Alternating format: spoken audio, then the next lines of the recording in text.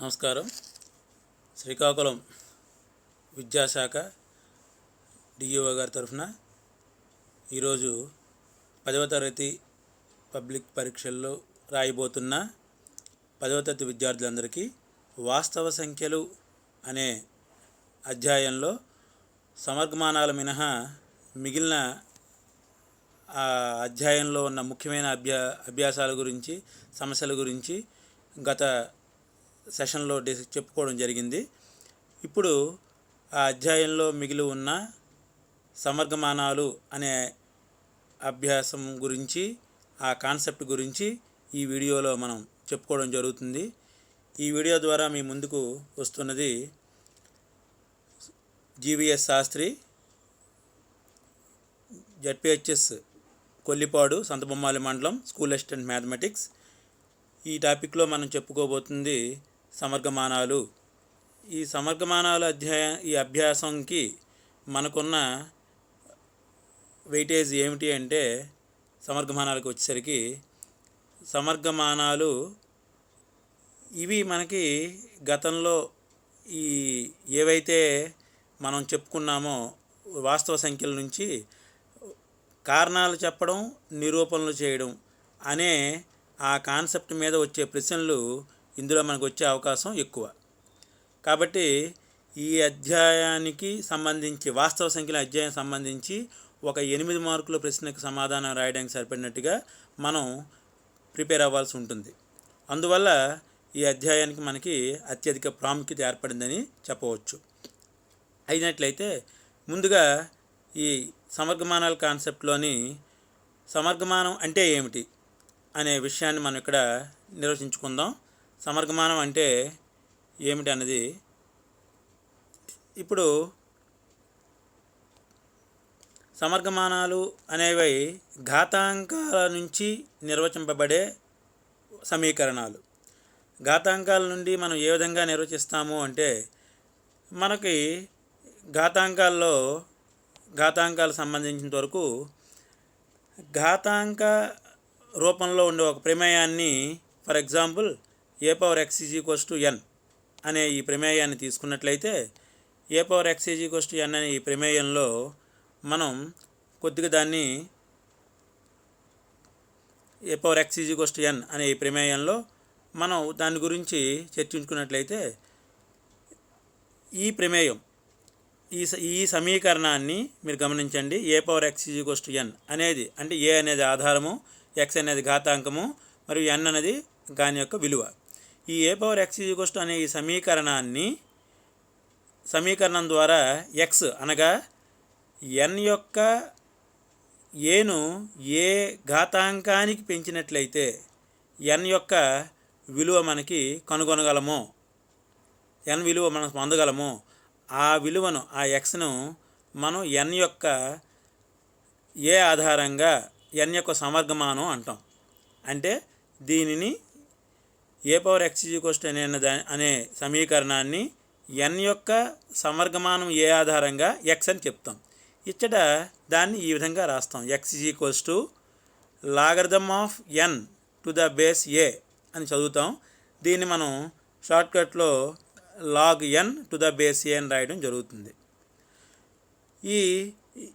ఈ సమీకరణానికి సంబంధించినంత వరకు ఇక్కడ a అన్నది 1కి సమానం అవ్వకూడదు, అనగా a=1, మరియు a అనేది ఒక ధనాత్మక విలువై ఉండాలి, అంటే >0 అండ్ >1. ఈ సమీకరణానికి సంబంధించి ఉదాహరణకి మనం మరికొన్ని విలువలు తీసుకున్నట్లయితే, కొన్ని ఘాతాంక ప్రమేయాలని వాటి సమర్గమాన రూపంలో రాయడం గురించి చర్చించినట్లయితే, a/x=nలో ఇక్కడ మీరు గమనించండి, a/x=n దీన్ని మనం సమర్గమాన రూపంలో రాసినట్లయితే x=log(n)⁴. అలాగే b/y=n దీన్ని మీరు గమనించండి, b/y=n దీన్ని గమనించినట్లయితే దాన్ని మనం సమర్గమాన రూపంలో రాసినప్పుడు y=log(n)⁴ అని రాస్తాం. అదేవిధంగా మరో ప్రమేయం తీసుకుందాం. x/y=z అనే ఈ యొక్క సమీకరణాన్ని తీసుకున్నట్లయితే దాన్ని మనం y=log(z)⁴x అని రాయడం జరుగుతుంది. అంటే మనం ఇక్కడ సమర్గమానాలకి సంబంధించి సమర్గమాన విలువని అంటే ఆ యొక్క ఘాతాంక విలువను కనుక్కోవడానికి సమర్గమానాలను ఉపయోగిస్తున్నాము. ఇది మనకి దీని యొక్క నిర్వచనంగా చర్చించవచ్చు. అయితే ఈ సమర్గమాన విలువల్ని మనం చర్చించేటప్పుడు సమర్గమానాలకు సంబంధించి మనం సమర్గమాన న్యాయాలను కొన్ని నిర్వచించుకోవడం జరిగింది. ఇక్కడ మనం సమర్గమాన విలువలను ఘాత ప్రమేయాలని సమర్గమాన ప్రమేయాలుగా రాయడము మరియు సమర్గమానంగా ఇచ్చిన దాన్ని ఘాత ప్రమేయాలుగా రాయడం, ఇవి మనకి వ్యక్తపరచడం అనే ఒక సెక్షన్ కింద 1 మార్కు ప్రశ్నల కింద మనకి కవర్ అయ్యే అవకాశం ఉంది. కాబట్టి విద్యార్థులు ఈ 2 ప్రశ్నలని కూడా ఇటు నుండి అటు నుండి ఇటు కూడా అంటే ఘాతాంక రూపంలో ఉన్న ప్రమేయాన్ని సమర్గమాన ప్రమేయంగా రాయడం, సమర్గమాన రూపంలో ఉన్నదాన్ని ఘాత రూపంలో రాయడం, ఇది మీరు 1 మార్కు ప్రశ్నల కింద మనకి ముఖ్యమైనవి గమనించవచ్చు. తరువాత ఇందులో మనకి ఈ అధ్యాయానికి సంబంధించి ఘాతాంక ప్రమేయాలని మనం కొన్ని గమనించినట్లయితే అంటే ఘాతాంక న్యాయాలు, వీటిని మనం ఘాతాంక న్యాయాలు వాటిని మనం సమర్గమాన న్యాయాలుగా చెప్తాము. వీటిని మనం గమనించినట్లయితే ఇచ్చట n = a/x అయితే log n to the base a = x. ఇక్కడ ఏకి మనం ఇచ్చిన కండిషన్స్ ఏంటంటే ఏ అనున్నది 1 అవ్వకూడదు మరియు 0 కంటే అంటే ఏ ధన వాస్తవ సంఖ్య అయి ఉండాలనేది ఇక్కడ నియమం అన్నమాట. ఇకపోతే 1 యొక్క సమర్గమానం ఏ ఆధారానికైనా విలువ 0 అవుతుంది. ఏ ఆధారానికైనా 1 యొక్క సమర్గమానం 0. ఈ విలువను మీరు జ్ఞప్తికి ఉంచుకోవాల్సి ఉంటుంది. తర్వాత log a to the base a అంటే ఒక సంఖ్యకు అదే సంఖ్యతో గల సమర్గమాన విలువ ఎప్పుడూ కూడా 1కి సమానం. ఇక్కడ log 10 to the base 10 అనగా 1, log 5 to the base 5 అంటే 1. అలా ఏది విధంగా ఒక సంఖ్య యొక్క సమర్గమానం అదే ఆధారానికి 1 అవుతుంది అనేది ఈ యొక్క సమీకరణం మనకి తెలియజేస్తుంది. ఇప్పుడు అతి ముఖ్యమైనది మనకి ఇచ్చట గమనించినట్లయితే log mn అంటే log m into n. ఇక్కడ ఆధారం ఏదైనా ఉండొచ్చు, ఏదైనా అంటే 1, 0 మినహా ఏ ఆధారాన్ని తీసుకున్నట్లయితే దీన్ని మనం 2 సంఖ్యల గుణకారానికి కానీ సమర్గమానాన్ని అప్లై చేసినట్లయితే దాన్ని మనం log m ప్లస్ log nగా విడదీసి రాస్తాం. ఇక్కడ మనం ముందు చెప్పుకున్నట్లే ఏవైనా ఇక్కడ ఏ ఆధారానికైనా వర్తిస్తుంది మేము. అయితే అక్కడ ఆధారం అనేది 1 కానీ 0 కానీ అవ్వకూడదు, ఏ ధనవాస్తవ సంఖ్యన వర్తిస్తుంది. అదేవిధంగా log mn m/n = log m minus log n. ఇది ఒక సమర్గమాన న్యాయంగా మనం తీసుకోవడం జరిగింది. తర్వాత ఇక్కడ మనం మరొక సమర్గమాన న్యాయం log x/n = n log x అనగా ఈ ఘాతాంకాన్ని log x యొక్క గుణిజంగా రాస్తాం. ఇది ఒక సమర్గమాన న్యాయం. అలాగా ఈ న్యాయాన్ని కూడా మనం ఉపయోగించుకుంటాం. సో ముఖ్యంగా log n to the base a అనగా ఇచ్చట ఒక సమర్గమాన విలువను అవసరమైన సందర్భంలో అనేక సమర్గమానాల లబ్ధాలుగా రాయొచ్చు అనే నియమాన్ని తెలియజేస్తుంది. అనగా log n to the base aని log n to the base b into log b to the base a. ఇచ్చట ఈ సందర్భంలో దీన్ని మనం ఇంకా రాయాలనుకున్నట్లయితే దీన్ని మనం ఇక్కడ ఏ కాకుండా మరొక సంఖ్య ఏదైనా x తీసుకున్నట్లయితే దీన్ని into log x to the base a అని రాసినట్లయితే ఇంకా దీన్ని మూడు సమర్గమానాల లబ్ధంగా కూడా రాసిన వాళ్ళము అవుతాం అన్నమాట. ఈ విధంగా ఒక సమర్గమానాన్ని అవసరమైన సందర్భంలో దీన్ని లబ్ధాలుగా కూడా రాసుకోవచ్చు. ఇవి సమర్గమాన న్యాయాలు. ఈ సమర్గమాన న్యాయాలను ఉపయోగించి మనం ముఖ్యంగా ఈ సమర్గమానాలని CD గ్రేడ్ విద్యార్థులు ఇందులో షో దట్ అంటే నిరూపించండి, అని చూపండి లేదా నిరూపించండి అనే ప్రత్యేకమైన ఏవైతే ఆ సమయంలో ఉన్న ఆ సందర్భంతో ఉన్న సమస్యలు ఉంటాయో వాటిని మీరు బాగా ప్రాక్టీస్ చేయవలసి ఉంటుంది. ఉదాహరణకి ఒక లెక్క మనం ఇక్కడ తీసుకుందాం. Show that log 162/343 plus 2 log 7/9 minus log 1/7 is log 2. ఈ సమస్యని మీరు గమనించినట్లయితే దీని సొల్యూషన్ గమనించినట్లయితే లాగ్ 162/343 ఇది లాగ్ m/n రూపంలో ఉంది కాబట్టి లాగ్ m మైనస్ లాగ్ nగా దీన్ని రాసుకున్నాం, గమనించండి.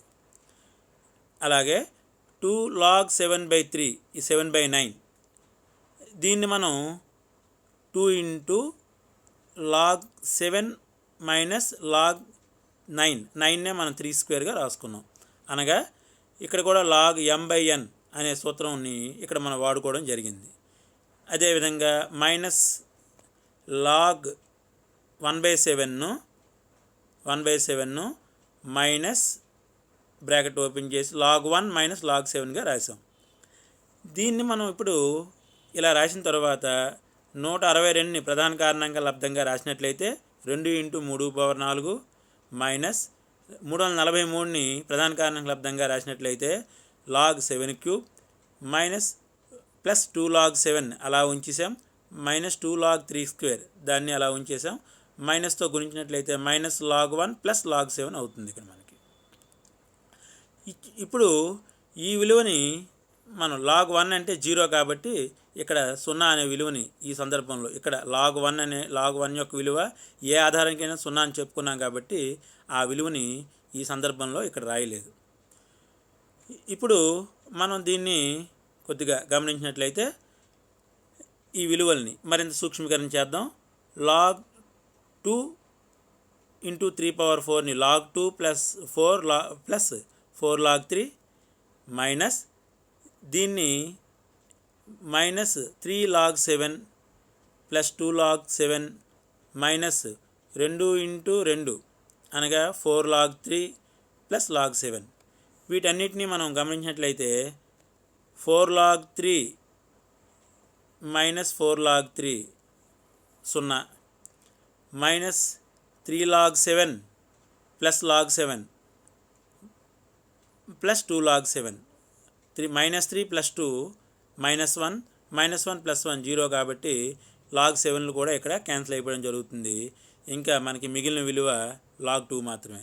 అంటే ఈ రకంగా మనం ఈ సమస్యని లాగ్ 2 అని నిరూపించడం జరిగింది. ఇవి మనకి 8 మార్కులకి లేదా 4 మార్కుల సమస్యల కింద అడిగే అవకాశం ఉంది. ఈ మోడల్లో మనకి టెక్స్ట్ బుక్లో ఏ సమస్యలు అయితే ఉన్నాయో వాటిని మరింత బాగా ప్రాక్టీస్ చేసినట్లయితే 1వ అధ్యాయం నుండి 8 మార్కుల ప్రశ్న ఒకటి ఖచ్చితంగా మనకి వచ్చే అవకాశం ఉంది.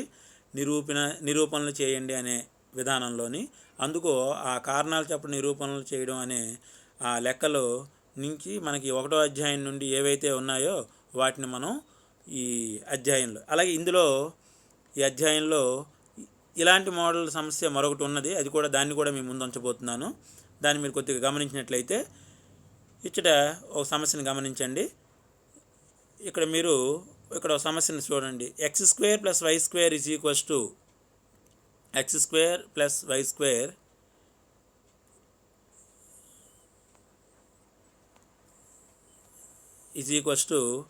x² + y² ఈ సమస్యని మీరు గమనించినట్లయితే ఆ సమస్యలో 10xy అయినట్లయితే 2 log x + y log x + log y + 2 log 2 + log 3 అని నిరూపించండి. ఈ సమస్యని మనం ఎలా నిరూపిస్తామో దాని కింద సొల్యూషన్ని చూద్దాం. ఈ సమస్యని మీరు గమనించినట్లయితే సొల్యూషన్ x² + y² 10xy అంటే ఇక్కడ మనకి x² + y² 10xy అనే అది మనకి సమస్యలో ఇచ్చిన దత్తాంశం. దీనికి ఇరువైపులా 2xyని కలుపుతున్నాం. అంటే అప్పుడు మనకి x² + y² + 2xy 12xy అనే సమీకరణం ఏర్పడుతుంది. ఇది ఏర్పడిన సమీకరణం. ఎడమ పక్క మీరు గమనించినట్లయితే ఎడమ పక్క మీరు గమనించండి. x + y² రూపంలో మారింది. అది x + y² a² + b² + 2ab అనేది a + b² రూపంలో ఉంటుంది. So x + y² = 12xy. ఈ సమీకరణాన్ని ఇప్పుడు మనం ఇంకా దీన్ని కుడిపక్క సమీకరణ ప్రధాన కారణాంకాల లబ్ధంగా రాసినట్లయితే x + y² = 2² అంటే 12ని 2² × 3 × x × yగా మనం రాయొచ్చు 12ని. ఇప్పుడు ఈ సందర్భంలో దానికి ఇరువైపులా సమర్గమానాన్ని కానీ తీసుకున్నట్లయితే మనం తీసుకున్నట్లయితే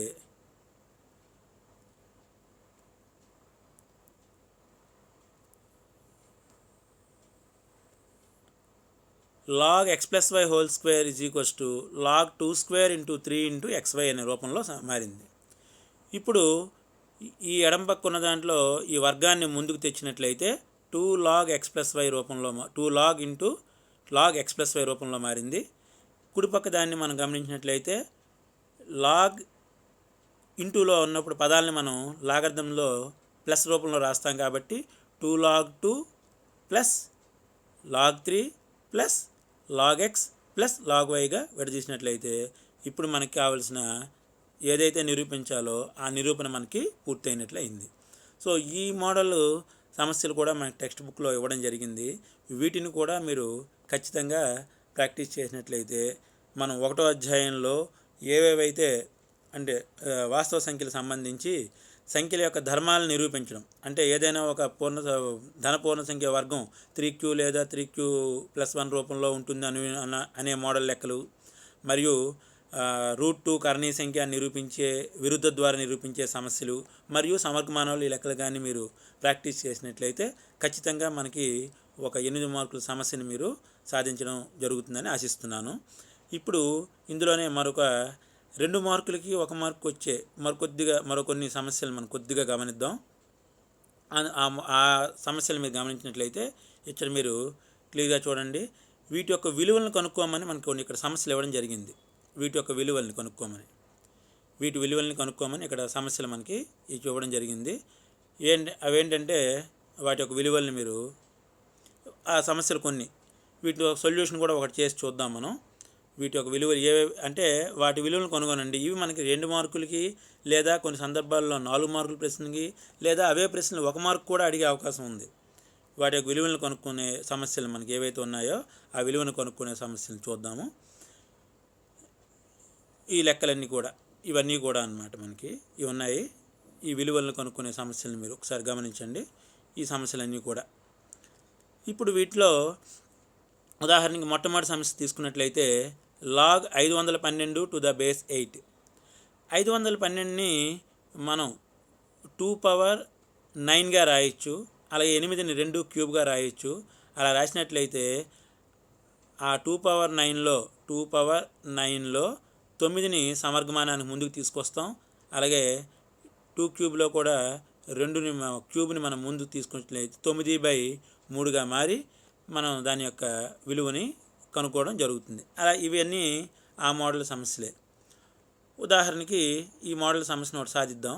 ఇక్కడ చూసినట్లయితే ఇక్కడ గమనించండి.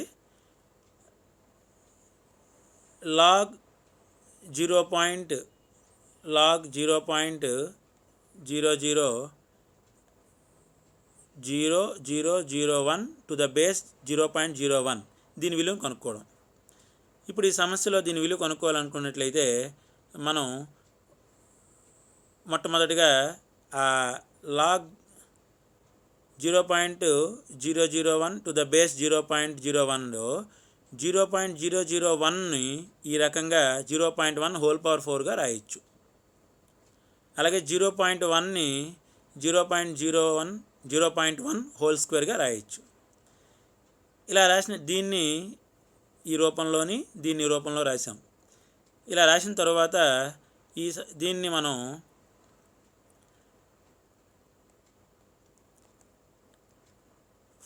ఆ 4ని ముందుకి 4/2 log 0.1/2 రాస్తే ఇది ఈ 4/2 అనేది 2 అవుతుంది. ఇక్కడ సమానమైన విలువలు ఉన్నాయి కాబట్టి log a⁴ అనే ఘాత సమర్గమాన న్యాయం ప్రకారం ఇంటూ 1 వస్తుంది.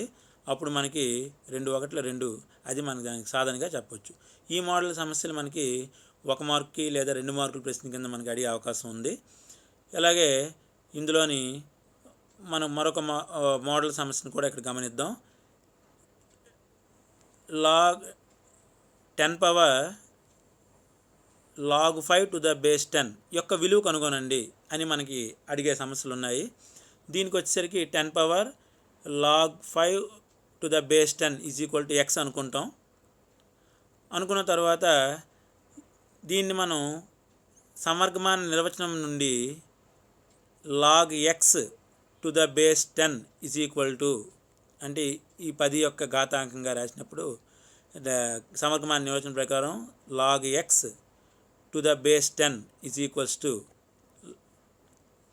ఇది మనకి ఇక్కడ ఘాతాంకం log 5 అవుతుంది.